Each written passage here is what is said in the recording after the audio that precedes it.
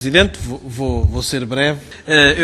Também não quero preocupar muito o Sr. Deputado Carlos Páscoa Gonçalves. Nós também recebemos hoje duas respostas a perguntas, mas garanto-lhe que temos várias ainda por responder. Portanto, não está sozinho nessa preocupação. Senhor Ministro, Senhores Secretários de Estado, brevemente. Senhor Ministro, vamos lá ver, eu não fiz nenhuma pergunta sobre o escrutínio na democracia americana sobre a situação de Guantánamo. Eu fiz uma pergunta sobre a situação de Guantánamo há 10 anos. Esse é que é o problema. Quanto ao escrutínio, muito bem, não tenho nenhum manicaísmo em relação aos Estados Unidos da América, ao contrário do que às vezes aqui é dito. Tenho divergências em relação à política da administração norte-americana, que é uma coisa bastante diferente.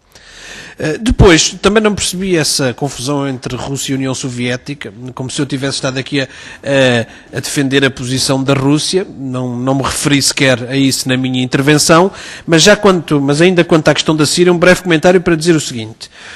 O Sr. Ministro repetiu basicamente aquilo que foi a posição tomada pelo Conselho Europeu, mas reiterou uma abordagem que eu diria que é parcelar, mas como estamos aqui num ambiente diplomático, enfim, vou dizer que é vista apenas de um ponto de vista.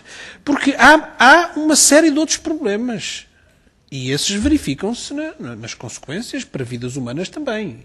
E isso tem que ser registado também. Senão a situação não está a ser bem analisada. A questão da língua. Bom, é curioso, Sr. Ministro, ainda bem que há esses desenvolvimentos em Timor. Eu acho que isso é uma boa notícia. Mas, enfim, isso não apaga tudo o resto. E o discurso do Sr. Ministro em relação ao despedimento de professores pode sintetizar-se talvez nesta frase. Foi mau, mas se não fosse mau ainda era pior. Ora, isso não é resposta a este problema. E eu sei que o Sr.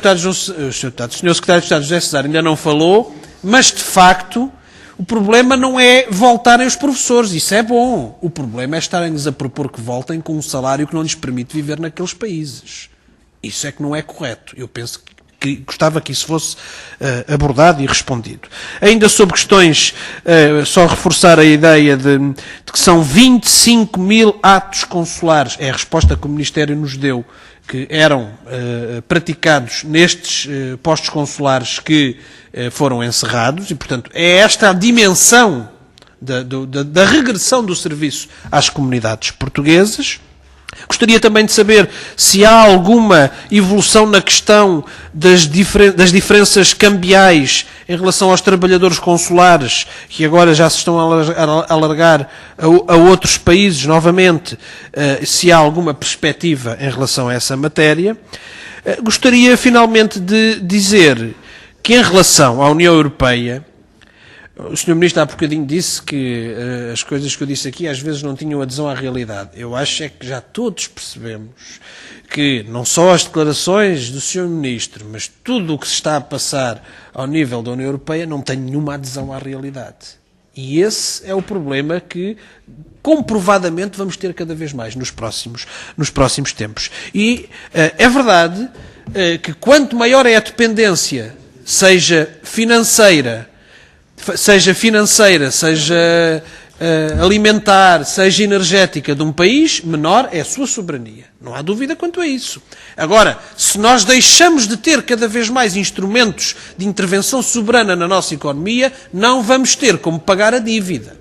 E, portanto, não se paga a dívida sem crescimento económico, e a política que está a ser seguida é a de recessão económica, e esse ponto é inquestionável neste momento. Quanto aos poderes orçamentais da Assembleia da República, ó Sr. Ministro, veremos o que vem. Mas, e nós dizemos o seguinte, seja o que for que está nesse tratado ou em qualquer outro, os poderes orçamentais e outros da Assembleia da República nunca podem ser questionados. Porque no nosso país, a Assembleia da República é que tem a legitimidade popular.